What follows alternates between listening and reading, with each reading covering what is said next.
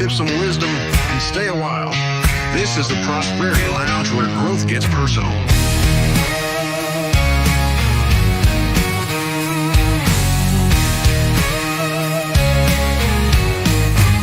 Step inside, we're breaking chains.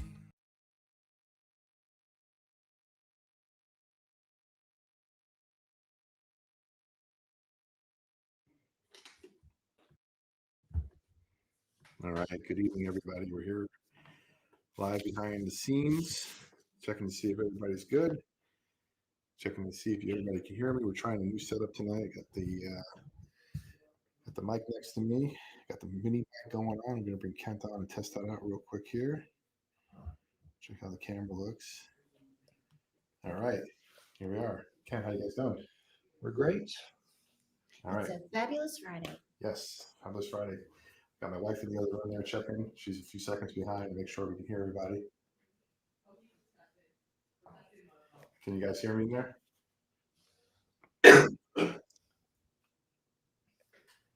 Yeah, that's perfect. And we'll look at each other. Yeah, we're good. I think we're good. All right. 3 minutes to go. Okay. Can you guys hear good? Perfect. This is going to work fantastic tonight. Thank you all for hanging out. Now, if you do get a call, 865-577-4885, 865-577-4885.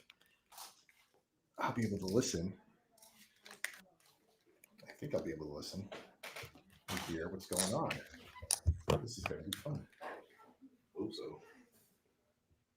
Still plenty of time for something to go wrong. Absolutely. I mean, the jinx it can. Hey man, that's Goodness optimistic business, bro. My gosh. I'm like, yay. Oh, it's gonna be good. All right. This is going to be fun. All right, I got to do a mic check on my side here. I hear you, sir. Do you hear me? All right, mic check on it. Mic check. 1, 2, 3. Perfect. We are good to go. Sweet. So I am not going to leave these on during the show. I'm just going to hear when the song ends, so I get in right away. And he's going to signal me if we have any calls. I'll pop these on and listen. We'll go from there.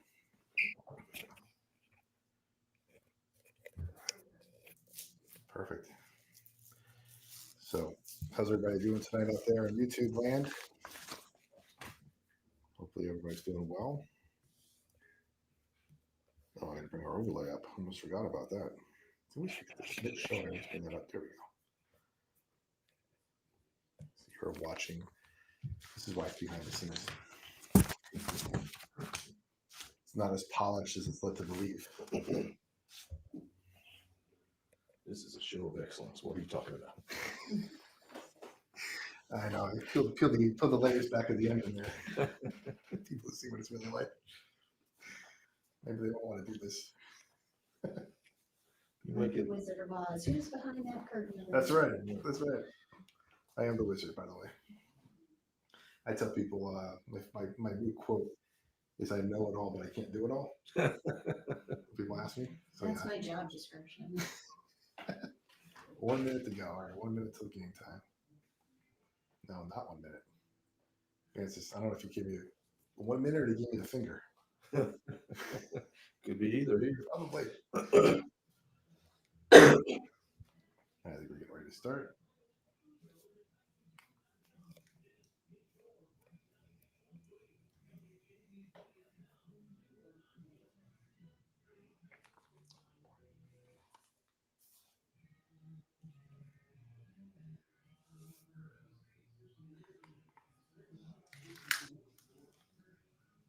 These guys can hear.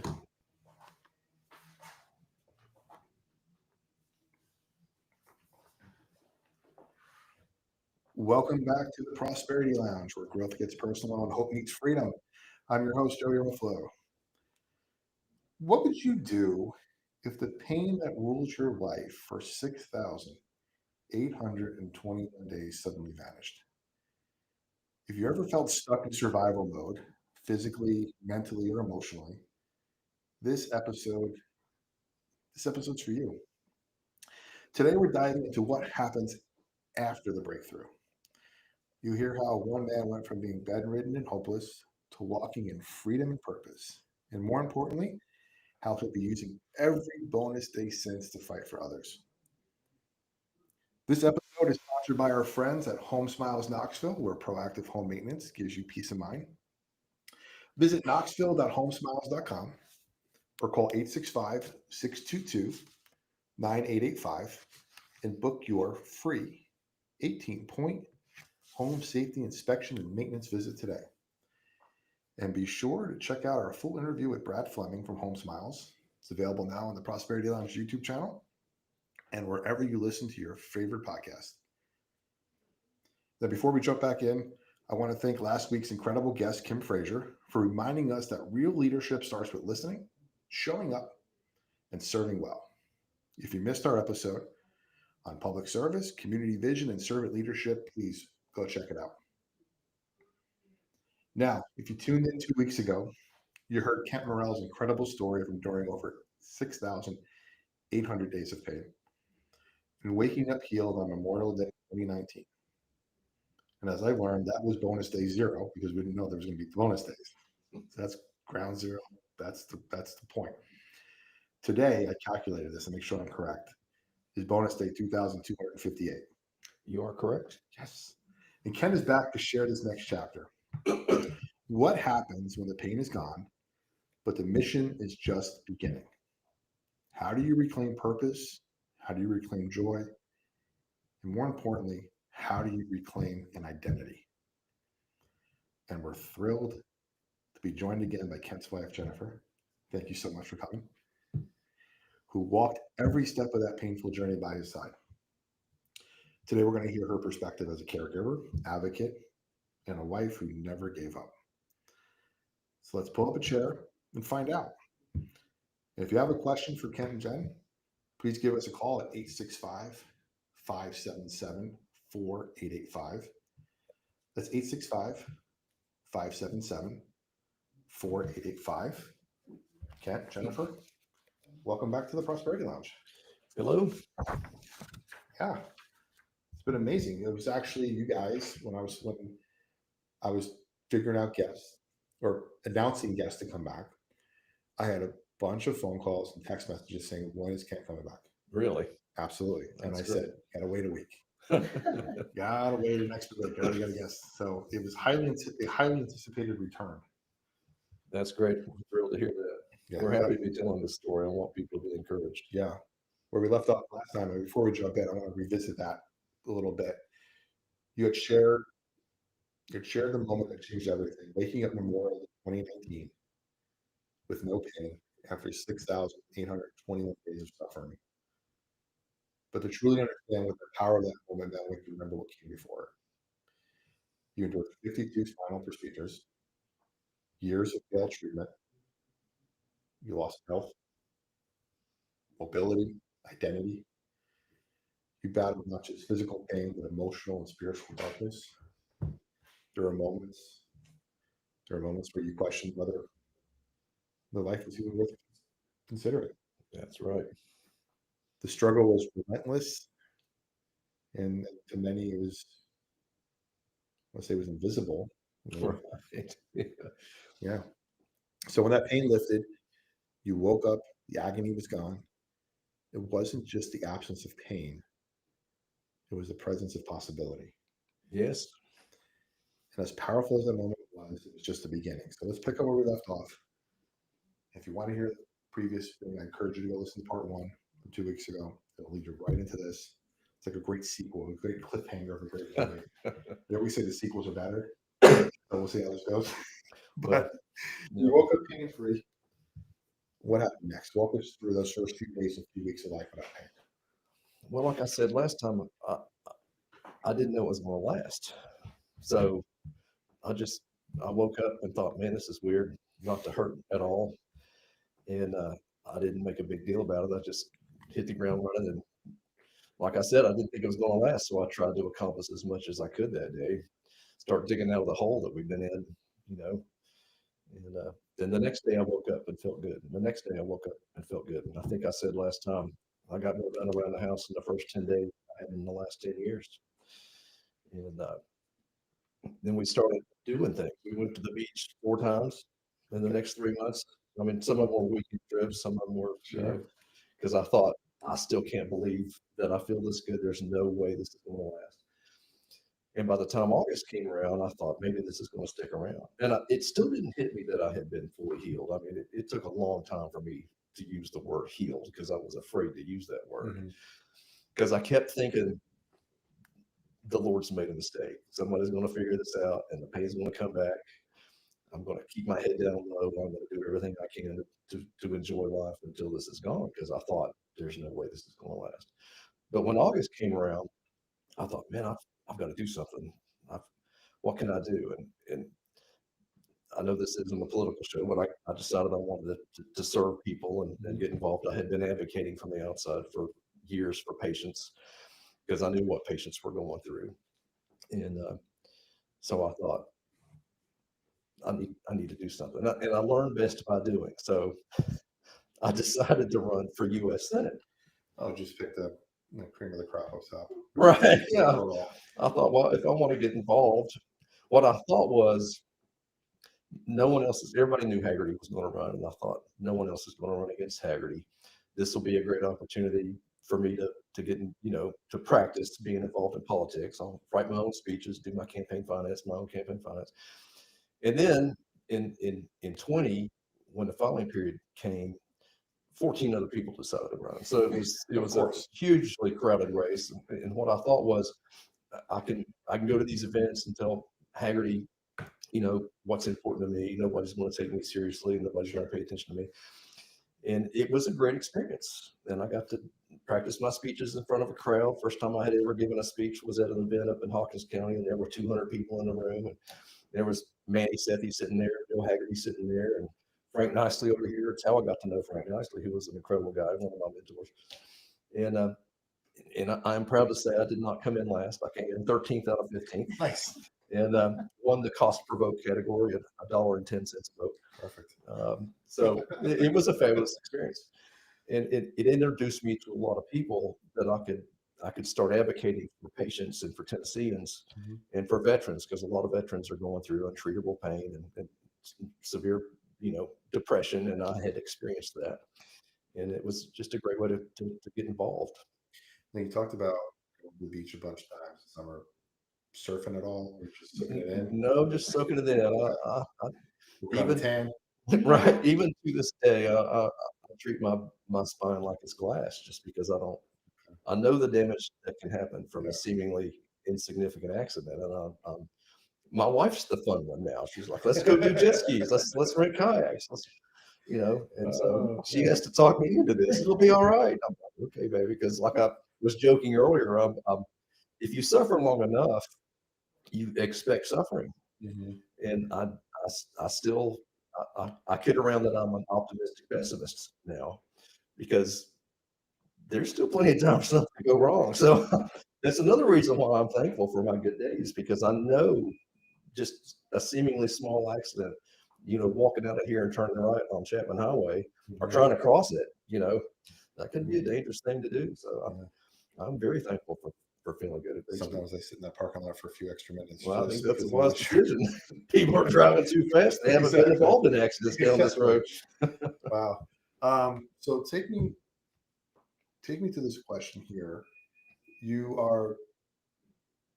It seems like in that process of that summer, you're kind of tiptoeing into the prospect of, this is now my new reality of being pain free. Let me try a few.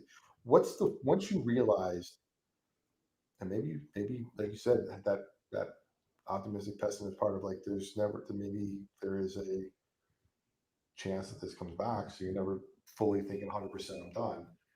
But when you resign to stuff like, look, I'm pain free, I'm gonna now go life as this, what's the first thing you did? Spend time with my wife, quality time with my wife, because we didn't get a lot of quality time for 18 years, 8 months, and 5 days. Love that. And so actually from that point forward, I mean, hanging out with my wife's been the most important thing. I mean, because she is a gift from God, and I'm thankful for her every day. I would not have made it through this without her. Yeah. And spending time with our family. I like building furniture. So I started building some furniture pieces for some of my kids. Cool. And then I built a beautiful 7-foot mahogany floating disc for one of my daughters, and matching Wow. night tables Yeah. and some shelves, and just doing fun stuff like that, stuff for family, stuff with my wife. Was when you were going through this, you obviously telling your wife, "Hey, I don't have any pain. It's been a couple of days. I think this is like we're tiptoeing into something here that we haven't had in a while." Well, it was longer than a few days. Before we told her. Oh, well, she knew. I mean, it was kind of obvious. If I'm, Okay, I you're like mean, running around doing stuff. You're for like, for the first, even Okay. to this day, from the day I got healed, even to this day, I will wake up between 4 and 4:30 in the morning. And for the first 4 or 5 years, I got out of the bed and I hit the ground running, and I tried to accomplish everything I could in a day. I lived at a frantic pace, man. I was just trying to cram everything, trying to make up for lost time, Mhm. trying to cram as much as I could in. It was probably a year and a half ago, because we're 6 years, 2 months in of me feeling good. And it was probably a year ago when I stopped getting up at 4:30. I would wake up, but I would wait. I'd lay there and feel good and thank God for me feeling good. And then I would wait till 5:45 or so. I love getting up with my wife and fixing her coffee, and she's in education. So she's She's out the door early. she's out the door early. And actually for the first 2 months, I made her breakfast every morning. Maybe it was longer than that. I mean, eggs, bacon, the whole bit. And it's because I could and I felt like it. And it's an honor to serve her. Yeah. And because I mean, she served me for 2 decades, helping me. And so it was, I don't think I used the word healed until spring of 2020 when I first mentioned it. I don't understand it. And it wasn't until I started talking about being healed that she told me that she stopped praying for me to get through the day back in 2018 when things were so bad, and started praying for a miracle. It was the first time she had told me. So even when I got healed in May of 2019, she didn't tell me till like April or May of the next year. Wow. Okay. Because at that point I had started, when you're going through serious suffering, you don't always think about the effects on your spouse or your significant other. And I didn't, because I was so focused on myself trying to get through the day. So it wasn't for like a year that I started realizing what my wife had gone through too. And then I felt awful for what she had gone through. And I felt even worse for me not thinking about what she was going through, because I was so focused on survival. I mean, she's the hero of this story, because it is hard to watch someone you love go through suffering. And Oh, you yeah. know this, brother. Yeah. And so that weighs on you, because you know there's nothing you can do to help them, and you would take their pain if you could. And I knew she would for me.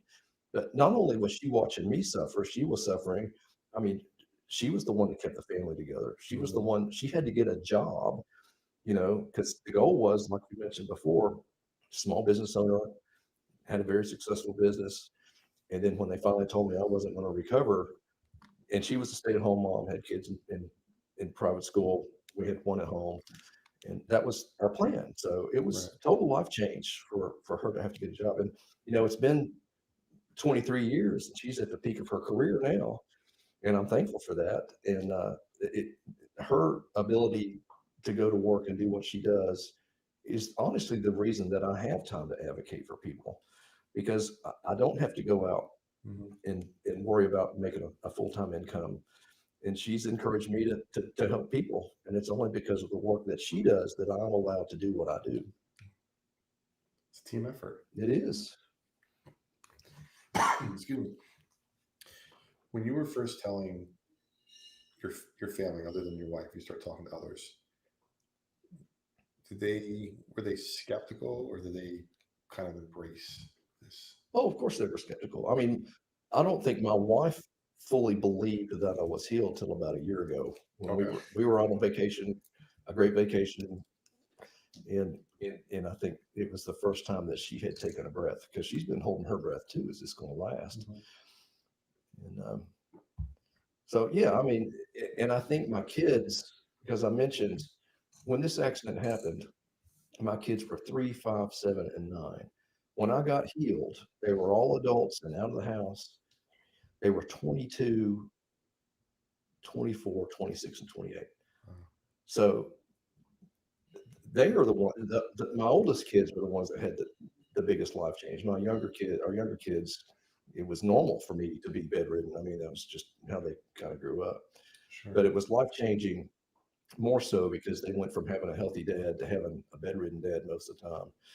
And so I think my kids are behind my wife in realizing that this is going to stick because they don't see me every day. They're adults. They have their own life. They're all married. We've got grandkids now. Mhm. And so it has been fun to hang out with my kids and be able to make up for lost time with them. And I love that, getting to hang out with my family now and feel good.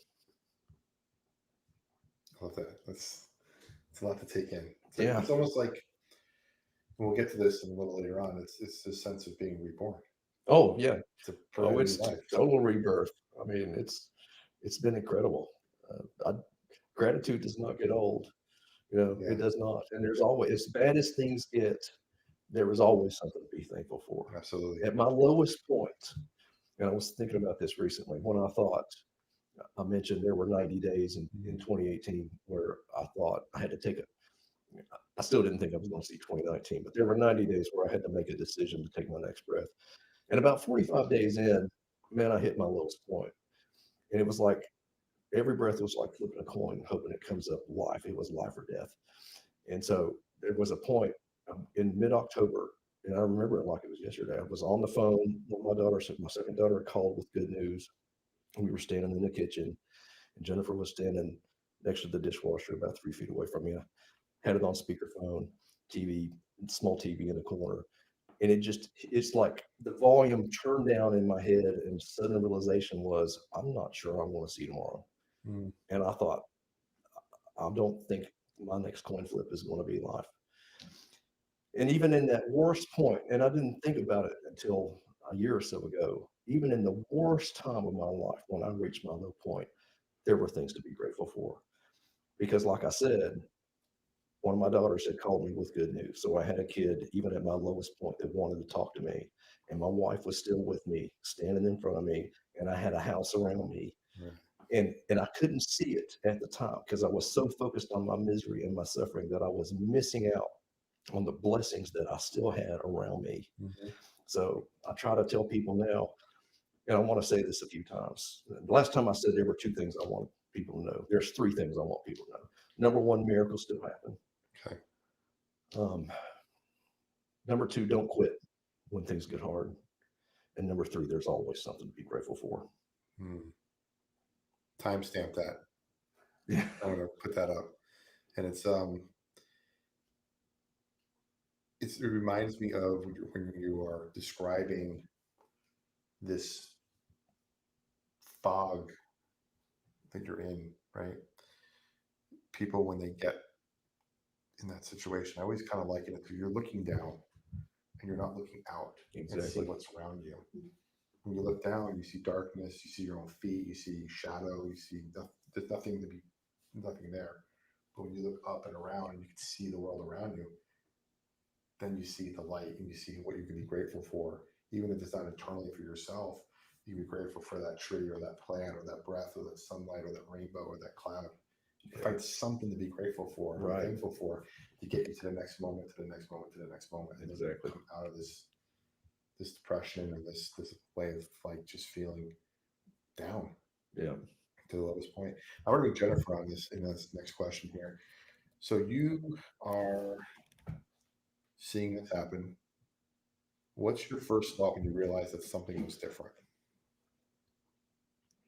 I think my first thought was, I mean, I was grateful, but I think I was just like Ken. I was waiting for the other shoe to fall. How long will this last? I mean, I'd waited over 18 years for that 2 or 3 hours that he had every day. And I didn't really realize even that I could have verbalized that, and just to have like hour after hour after hour, and he was getting up before I was, and I would get up and he's in the garage working on furniture and he's already made my breakfast and I'm like, what's happening? So I think it was just more shock and how long is it going to last? So those first few days he's going through this, there's probably a lot of emotion wrapped around it, either excitement, some joy, some skepticism, probably some bewilderment. How do you support him during this time emotionally, and how does he support you? I think I I was probably the one trying to put the brakes on. Don't do too much. Don't hurt yourself. Are you okay? Do you need to be in the garage at 4 a.m.? Things like that. I mean, Sure. I was more the putting the brakes on. Are you sure you want to be doing all this? Are you going to put yourself in bed for a week? Or, just Yeah, sort of the old way of thinking. I didn't realize that we were in a different phase at all. As a matter of fact, after the last time, we went home and talked a lot after we talked with you the last time. And I said, when did you first start counting your bonus days? When did we talk about healing? And we really it took us a while to think through that process. And what was the first bonus day? Bonus day 74, 76. 76. And so I think we started with just baby steps into gratefulness. Like, I don't know what's happening, but let's be thankful for it every day. Sure.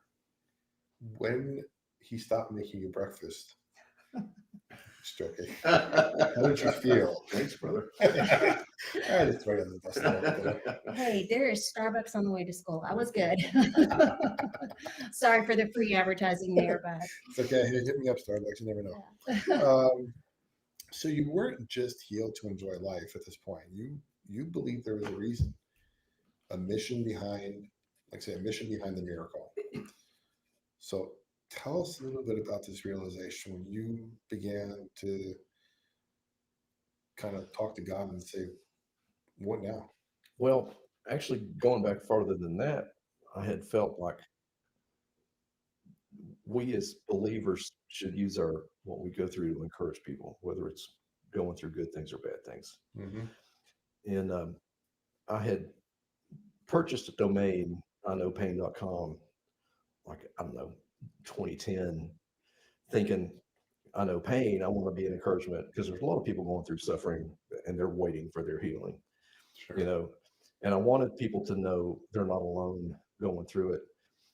It's hard to be an encouragement to people when you're dealing with your own suffering and your own depression. But I think about, was it Joni Erickson Tada in the paralyzed her? She was a diver, paralyzed herself from the neck down. She's been an incredible encouragement, has a great ministry. People that live with suffering that are encouraging to others. And I started writing a blog, but it was depressing stuff, And so I thought we should write a book, and Jennifer will laugh about this. She would say, well, what are we going to write? We're going to write a book for people that doesn't have a good ending, because I hadn't been healed yet. Right. And so the first post I've got on my blog, and it was the only one there for a long time, was just quotes on suffering. And after I got healed, I started thinking, we really need to write this book now, because like I said, I want people to know miracles still happen and not to quit. And so we're working on a book, and it's hard to write because it takes us back to going through it. We've written a lot, and now it's just organizing it and editing it. Oh, believe me, I know that process. Right. You get it out of your head, and then it's like, I had a book camp that I wrote, and I left it on the shelf for 5 years before I went back and edited it, because I didn't want to read it again. Exactly. I was like, I'm done with this. This is out of my head. Right. And then I went back and edited it. I was like, I'm rewriting the whole thing, because this is just, I ended up rewriting the whole thing. Right. Well, I look back at the same thing. It's like, I look back at a lot of what I've written, and I hate to say it's crap. I mean, I've got one chapter, and I haven't put everything up on my blog, but there's one post. It's thoughts on faith, fatherhood, suffering, faith, and fatherhood, and that's the one I'm most happy with so far. It was actually most of my chapters have come from writing friends. I've done a lot of writing to friends, and I realized, wow, this would be good as a chapter. And that particular chapter, that blog post, started out as a letter to a friend of mine that's an atheist, and she had someone that we both went to high school with, and she had a terrible dad, and so I have an awesome dad. My dad's almost 90. My dad is the best example of a loving Heavenly Father of anyone that I know. And so he made my faith easy, because he loved me like the Lord loves me. He still does. And our friend had a terrible dad, awful. And so it was just to her talking about the importance of being a dad and being sorry that she has experienced a bad dad, but telling her there are good, and she knows what we've been through, and she thinks she's had she's been divorced. All right, it's because she's had husbands that I had a husband that let her down too, and so I've tried to tell her God won't let you down. All right, and just given that example of I had a great dad. He made my faith easy, but she's in a position that she's serving others, and I said you're already serving others in the storm. You might as well get the benefits and follow Christ. Right. Love, joy, peace, patience, kindness, goodness, faithfulness, gentleness, self-control. And so, what? Yeah. Yeah. But it kind of takes me back to what I was saying earlier with, and actually even better analogy because, my head's been working a little bit now. The looking down and looking up that what we're talking about. When you look down, where are you looking? You're looking at Satan. You're looking at hell. You're looking at the bad times. Yeah. When you look up, you can see all that's around you that God has provided. Right. And you can see that's there. I mean, wow, thanks for bringing that to my light. Right. Well, the Lord has allowed me situations like this. Thank you for letting us come to tell the Absolutely. story, because I do feel called to tell the story to be an encouragement. I don't always enjoy telling the story because Yeah. it's reliving it, but I want people to know it. Mhm. And so when I started realizing this was going to last, I thought I thought about going back into my business. Like I mentioned, I've got a business. Mhm. I've got a great business partner that runs my company. The only reason I have a company because I have a great business partner. Now he keeps most of the money. All right, but and I'm fine with that. But I thought maybe I should go back to that, go back to my old life. And I thought, why would I waste? It's not a waste of work. Don't get me wrong, but God has given me a gift. Do I want to waste my time accumulating more income for myself, or do I want to take that? Because everything we have, the most valuable thing we have is our time. That is one of the things I have learned through this. It's not money, Mhm. it is time. The Lord gives us all the same amount of time in a day. We're not going to get any more or any less, regardless of how wealthy we are. But how we use our time, I think, is the most important thing. And that's what I decided. I want to work on telling this story. I want to be an encouragement to other people. I want to advocate for people that are going through suffering. So I have gotten more involved in advocating at a political level. I go to DC and advocate for patients. I go to Nashville. And so I have just decided that that is how I will bring glory to the Lord, is trying to help others. I love that. And you were talking earlier about the process of telling the story while you were still in it and trying to figure out what that all meant. And I had a mentor at one time I was talking to, and I said, look, I have this thing I'm going through. We were in a ton of debt, working our way out, trying to figure out what that meant, how I was going to help people. And I said, I don't know how I'm going to do this or what I'm called to do. I have no direction, but I know I want to do something. And what they said to me was, you walk through a mess to deliver a message. Mm. You have walked through a mess, my friend. Right. And you have a message you can deliver. So Right. remember that. Well, there's another one that goes along with that. I've got a mentor. I call him my Obi-Wan, my Yoda. Someone that's been ultra successful. He had everything that I thought I wanted until I got to know him, and he's just a normal guy, and he's used the blessings the Lord has given him to grow the kingdom in big ways. And we can all grow the kingdom in small ways. And one of the things he told me, because like I said, I lived at a frantic pace for the first 4 years. Man, I was trying to do everything.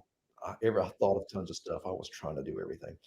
And he said one day, Kent, this is the quote that sticks with me with him is, he said, Kent, there are many good things to do and few great things. Find the great things. And that just stuck with me. Man, that stuck with me ever since then. Because there are a lot of good distractions around us that we could spend time wasting our time on good things. But our goal is to find the great things to do. I'm stealing that quote. Heck yeah, man. That's going to be, I'm using that this week to promote the show. Yeah. That's a great one. If you're listening to this show, you're doing a great thing. Well, thank you, buddy. So Jennifer, during all these years of pain, obviously you're right in the thick of it, just in a little different way. What has this healing meant for you personally? I think that I take the time to enjoy and appreciate every moment. I think before I was waiting on those 3 good hours and counting on that all the time. And I know this is going to sound a little ridiculous, but like I take joy in every single moment that we have together, that we're not in pain. We're sitting in traffic, but we're together. It really, it doesn't matter. I feel like I savor life more now because I know how good it is to be stuck in traffic with Kent, you know? And I love that. I'm very blessed. I love that. During this time, did you ever did you ever question your own role during this? Oh, yes. I mean, there were very, very early on, Kent was really struggling. It was hard to find treatment. And, I had family members say to me, "Did you sign up for this?" Mm, And I was like, I had to think about it, which I'm ashamed of. But in those moments, you're like, and as I thought that through, I was like, no, I remember 1984 summer band. My friend and I were standing in the corner. We hadn't started yet. We were checking out all the new freshmen. I was a sophomore, and I remember looking around. I remember the first time I looked at Kent, and my friend pointed at him and said, "He's cute." And I didn't say a word because in my head I was like, "No, he's mine." And I knew from the very first moment that I looked at him, and I knew that we were in this for the good and the bad, and that uh, I knew that we were supposed to be together. So in that moment, when the family member looked at me and was like, "Did you sign up for this?" And I was like, "I did," because I love my parents. Don't get me wrong, but my parents divorced when I was 7, and they both had other marriages sure. and divorces. And I think just watching that process, that's not what I wanted to choose for myself. Mm. And so, yes, I was like, I did choose this, and this isn't the path I thought we were going to be on, but this is the path that I'm going to walk. So during that time, what gave you the strength when you felt like things might not change? Whoa, that's a. Ooh. I mean, some days it was just you're too tired to do anything different, so you just do the next thing you have to do because I have 4 little kids and I'm trying to work full time. And it took me 5 years to get my master's degree, taking one class at a time. I mean, Wow. uh, it was a lot. So I think a lot of it was, investing in the kids and doing what was right for them and trying to take care of Kent and hold us together financially. And it was just always just the next thing. And I picked Kent. That was that big decision, even in that moment. I'm like, no, I'm in this with you, whatever. And so I just never revisited it. Like that decision was Mhm. made, I was done. And so I was just going to walk through this. I want to add something to that. When we got married, she had mentioned her parents had gotten divorced. When we got married, and before we got married, we talked about this. We made a decision that we would never get a divorce, and it was a decision up front because we had no clue how hard things Sure, were going sure. to get. Yeah. We just made a decision. We knew we went through marriage counseling. You do, Mhm. before you get married. And we had a great pastor. He was our college pastor, the guy that married us, and he had known us for a while. And but we made the decision when we got married that that's it. We're sticking together. And I think that is one of the things, probably the primary thing that helped us get through this was making the decision up front that we were sticking together. I mean, that's part of the vows, right? Better for worse, Yeah. sickness and in health. Right. Most people just they ignore those nowadays. Not sticking through it. Right. And it's sad Right. because we're not promised great times. I mean, if you look at what happened to believers in the Bible, I mean, they suffered. Suffering's the normal part Mm. of life. Suffering is, do not be dismayed when trouble comes your way. I have forgotten the verse, but I mean, we shouldn't be surprised when bad things happen because bad things are going to happen. It was funny. For a quick second there, I thought you were going to quote the Beatles. "In times of trouble, Mother Mary comes to me." I was like, I know that song. So let's talk about today. Today is I got it right in the beginning. 22. Bonus day 2258. That's right. Did the math. 2258. I made Sounds sure I like a made it star zero date. and I did the math. And Start we'll date get to 2258. Life today. What does it look like? How are you doing things differently today then let's say bonus day 1, 2, 3, 100, 500. I do not live at a frantic pace anymore. Okay. I have once I realized, the many good things, few great things, funny great things. There are a number of great things, honestly. Hanging out with my wife is a great thing. I love that. Spending time with my kids, talking to them on the phone, getting to go to Bristol and check on my parents. Like I said, my dad's 90, mom's 89, she'll be 90. Just that I even still have my parents, I'm thankful for. And they're still sharp as a tack mentally. They have some physical things going on. So having the time to spend with family, I can be I have the time to focus on what's important. Helping others. I'm involved in politics. I know it's not a political show, but That's fine. it's part of your story. I want to make it. I want to try to make a positive difference for people. Yeah. And I tried advocating from the outside. I'm on the Republican State Executive Committee. We write the rules for the Republican Party. It's a volunteer position. It's not a paid thing, but it has allowed me to get to know. I've got relationships with 7 of our 9 congressmen. I know both of our senators personally. I still can't tell if Marcia likes me or not because she doesn't smile very often.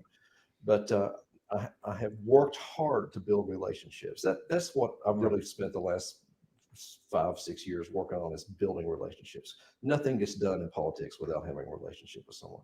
Right. So I have worked hard to build relationships and maintain those relationships. So now when I call a chief of staff, they call me back. If I text them, they respond. And that is a wonderful thing to be able to have that, because if they know you personally, they're going to care about what's important to you. And that transcends politics too. In small business and building relationships, that's key. Right. Is getting out there and making those connections. So when you call somebody, they're going to call you back. Exactly.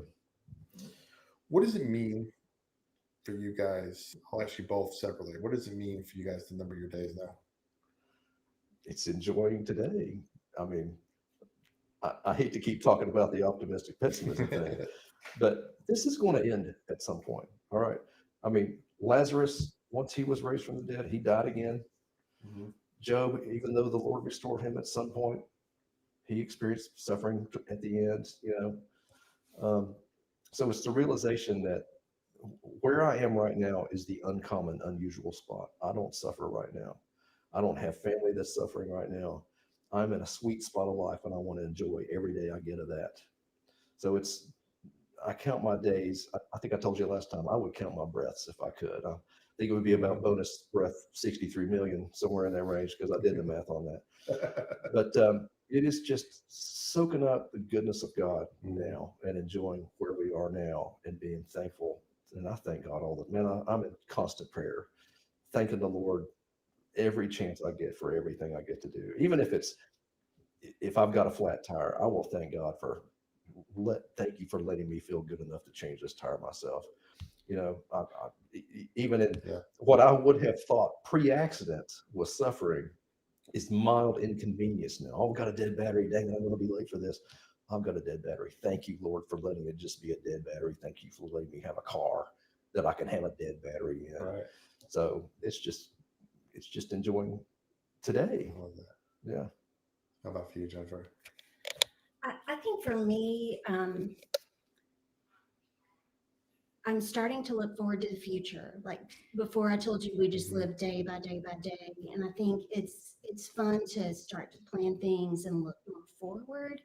I think that both of us at different times, as we're doing things in life that we enjoy, all of a sudden we'll just tear up, and I'll look at him, and he'll look at me, and then we'll both start crying, just that we're so thankful.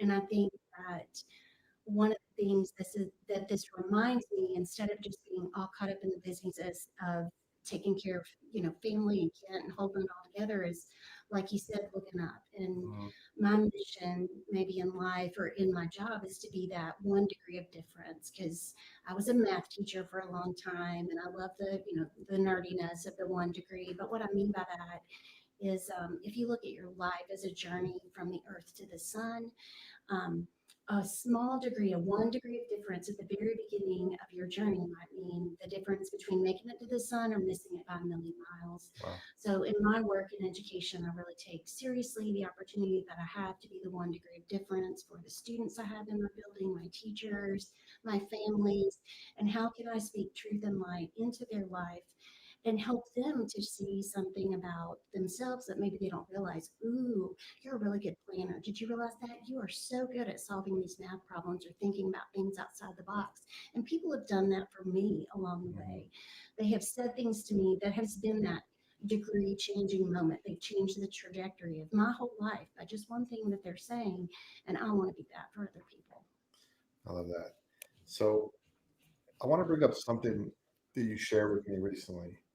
This was something you tried to talk to others about, but didn't get a response. Right. You described your healing in the context of, I'm going to read it off the paper, guys. So this is a little inside information. Silent Saturday, the time between the pain and the promise. And you wrote, if you're ever in a position where a miracle is the only thing that's going to save you and you get that miracle, your life will never be the same. Can you unpack that moment for me? Well, before my accident, I spent so much time thinking about what I want to do with the future that I did not enjoy where I was.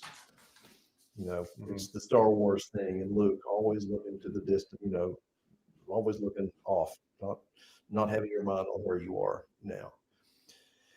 And so I think we take, or maybe we don't. I did. I took life for granted. I did. Thought it would always be perfect. Thought things would be great. Thought it would always be great. So it wasn't until I lost my identity, that I realized exactly how good I had it before the accident. And the realization at the time was, I'm probably not going to get it back, because I was told I would never recover. I got diagnosed with permanent nerve damage to my spine. People do not normally recover from permanent nerve damage to their spine. Sure.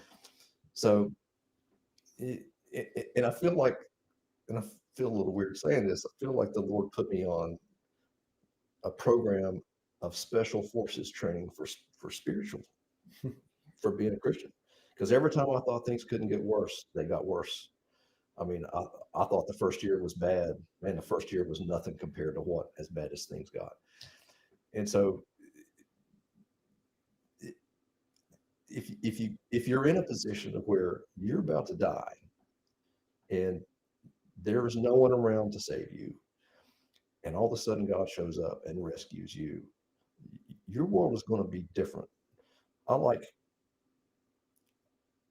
it just is. I don't even know how to put it into words, because it's a hard thing if you haven't been there. And even looking back now, I have a hard time believing what I went through. I mean, I just shake my head thinking about what we went through and what we survived. But if you're in a position where you need a miracle and you get that miracle, your life cannot be the same. All right. Right. If it is the same, you didn't need a miracle. All right. Because if the Lord shows up and gives you a real miracle, there is no way to not be changed by that. I mean, do you think Lazarus went back to work the next day saying, "Hey guys, I'm ready to do my thing"? They're like, "What the heck are you doing here? You just got raised from the dead. Go kick back at the beach, or go get involved in politics, or go." I've wondered about Lazarus. He actually went and started a ministry on another island. If you do the research on what Lazarus did, he had a ministry on. He left and had a ministry on an island. I don't know if it was Crete. So don't get me wrong. Don't take that. I'm looking into that. That's one of the things I'm researching now. But I don't even know if that answers your question. Oh yeah, no, that's fine. So one of the things you've mentioned in our conversation and in this communication with survivors guilt. Right. So how did you wrestle with that, especially knowing that there's people still suffering, and people that you care about that might still be suffering, and you have this like, hey, I'm healed. Well, I'll tell you, as an advocate for people, and we haven't really gotten into the deep stuff that we went through. I mean, we have, but I mean, there's some details that we went through that were really bad. And I'm very open with my story on a one-to-one basis when I'm talking to someone, and I will be very open about what I've gone through. And they feel, for whatever reason, people feel comfortable telling me things they've gone through. And I've heard terrible things that people have gone through. I mean, just awful, horrendous things. And so as I've told the story of healing, I realized one day I was telling my story to healing and he's a believer. I was telling my story to two people that are friends of mine, and one of them I knew that his wife had passed unexpectedly.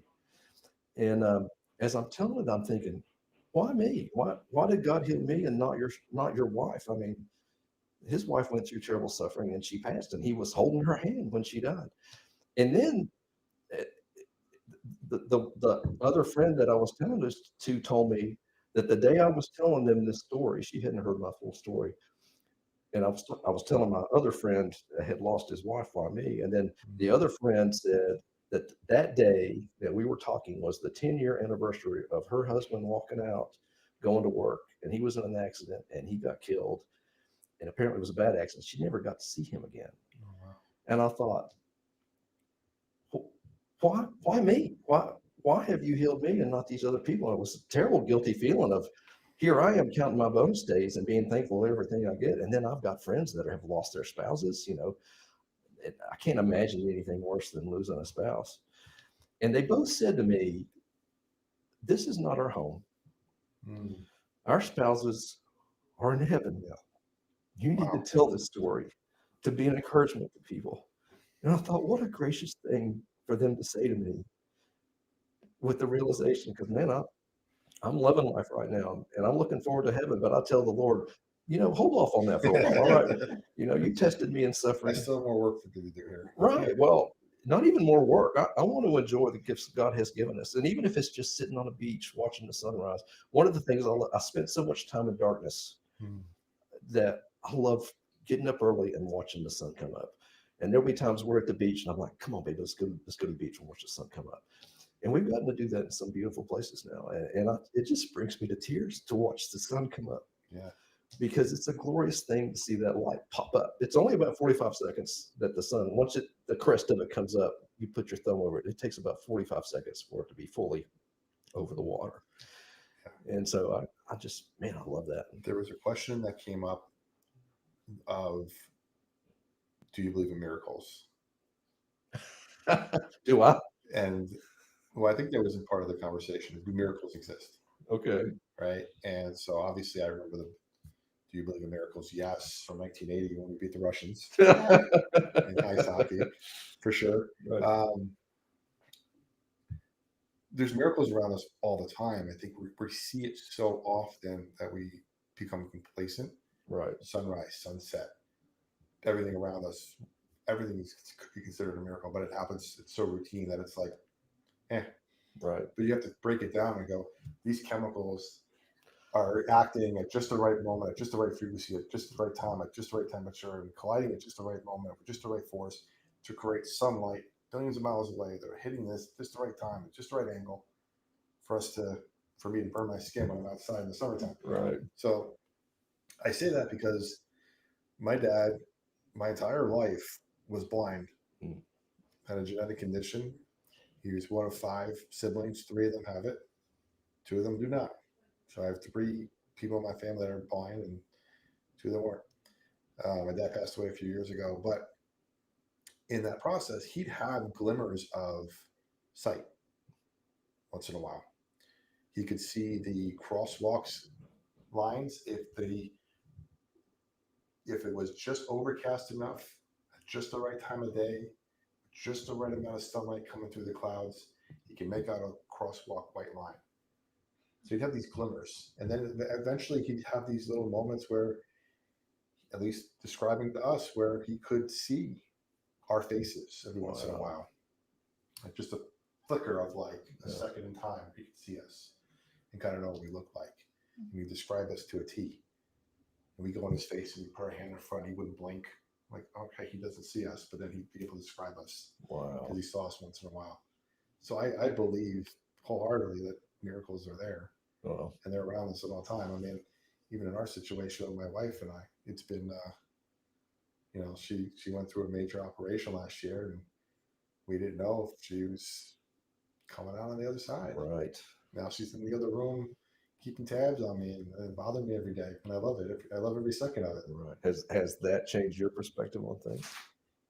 It has, because again, it's this live life kind of every day and make something out of it. Right. Okay? Now I want to pivot real quick and ask a fun question to you Oh yeah. on your bonus days. Do you ever look back and say bonus day 2258 and go, it's not as fun as 1472? No, brother. Oh, No. good. No, absolutely not. Every day I get is better than yesterday. Okay, good. I love it. Every day I get to wake up and feel good. Look, waking up and feeling good, that's bonus day enough for me because people Okay. don't realize how good is until you don't have it anymore. Perfect. So before you take any questions here, I got some questions written down here. I want to revisit something that we talked about in our pre-show conversation. We talked a little bit about it last week too, and that was I mentioned at the top of the show, sequels are better than the original sometimes. Star Trek 2, Absolutely. Wrath of Khan. Preach it, brother. My favorite movie of all time, probably. I don't believe in a no-win scenario. Absolutely. You once told me that some of the lines from the movie mirrored emotional gravity in your life. Don't believe in the no-win scenario. That movie has sacrifice, it has redemption, it has, well, if you haven't seen the movie, you haven't seen the third one, there's resurrection, Right. there's loss, there's everything in it. That's why it's a great movie. Anyway, there's a line that Kirk says, how we deal with death is at least as important as how we deal with life. Absolutely. He says it at the end, I think, When he's experienced loss. yes, Yep. and he's getting ready to shoot Spock out of the tube. Right. When you face life on the edge, how does that hit? Well, interesting you bring up Wrath of Khan because that's a life lesson there. Khan he got back, all right? He got his bonus days back when he got off that planet and he focused on vengeance. Right. You know, and we went through, there were a lot of things we could be upset and hold grudges over that we went through. And to recognize what grace really means, people talk about grace, but grace that doesn't cost you something doesn't mean anything. All right, so forgiving people that hurt us along the way. Well, there are a number of doctors that hurt us bad. Mm-hmm. And I've been in the position where I could have destroyed one of them's career, and I decided this isn't helping anybody. It's not helping me to think about it, to forgive them and to let it go.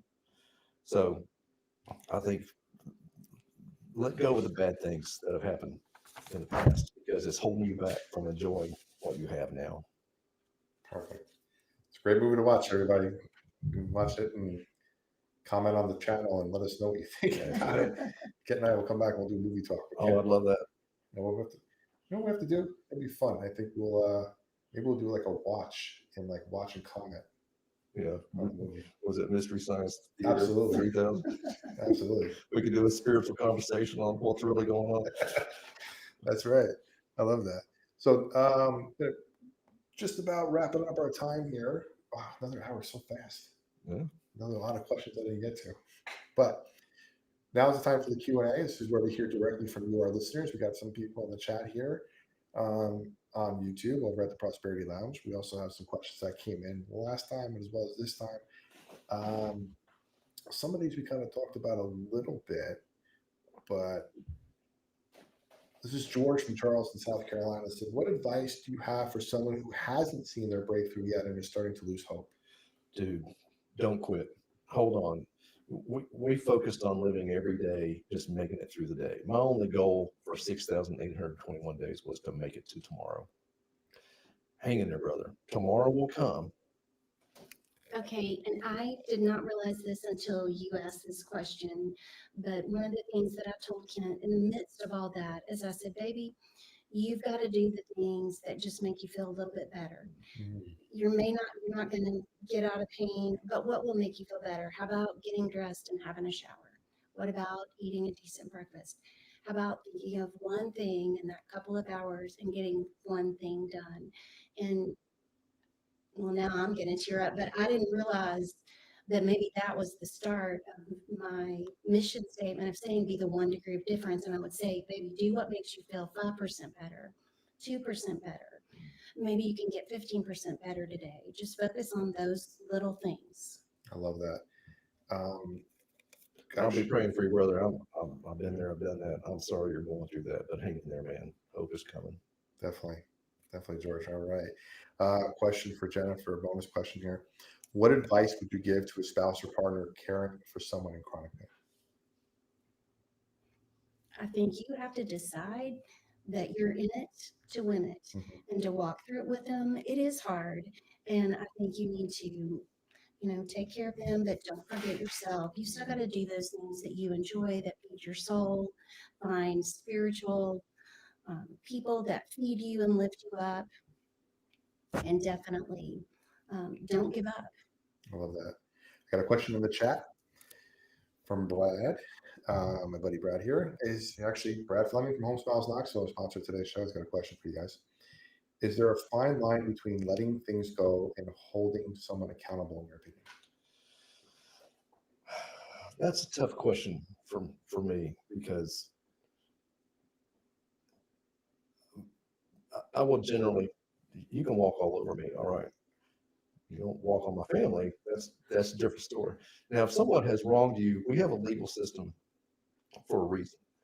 And I had a hard time suing the person that T-boned me. And my attorney was a believer, and he said, look, the Lord has allowed us to be where we have a system set up like this. So if you need recourse, that is, you do what you have to do. All right. I'm not in a position to tell you that there should be yes, I will forgive you, but if you've done something to break the law, you need to pay the consequences for that. Yeah. Yeah, he commented here, I certainly believe in forgiveness, but I also wouldn't want the same mistakes being made on others by someone in the professional pit. Well, exactly. Yeah. I mean, you can forgive someone, but that doesn't mean you have to put up with it going forward. I mean, I tell people I can forgive you, but I'm not going to forget. Well, I said Italian in there. I don't know. Right. But I mean, look, we have earthly consequences for our actions. If I go drink and go drive and hurt someone, I hope their family will forgive me for doing something stupid. But I absolutely should face the consequences legally for doing that. So yeah, I mean, we reap what we sow here, and that's just part of life. I love it. Well, thank you all for joining me again today. Thank you, Joey. Great, fantastic conversation. It's great to dig in a little bit deeper and learn more about the other side. And thank you, Jennifer, for sharing your perspective on things. And it's hard. Sometimes it's hard. We have the person who's going through it, we want to know more about, but then there's the caretaker on the other side that, sometimes we forget about a little bit. And, you suffer just as much as he did. And you guys are fantastic. I love you both. Well, thanks, man. It's been an honor to get to talk to you. Jennifer, thank you so much. Thank you for having us. You're welcome. Thank you for not just surviving your story, but sharing it, and for reminding us that healing is only the beginning. Whether you're on day 1 or bonus day 2,258, you matter. Your pain has purpose, and your next chapter might be your best. To connect with Ken, visit iknowpain.com or kenmorrell.com. And if this episode moved you, share it with someone who needs to believe again. And of course, if you're looking for support, coaching, or community, come join us inside the Prosperity Lounge at theprosperitylounge.com. Until next time, stay faithful, stay fearless, and remember, freedom lives where faith and action meet. The lounge is always open, and so is your next breakthrough. This is the Prosperity Lounge. This is where momentum meets the sun. The prosperity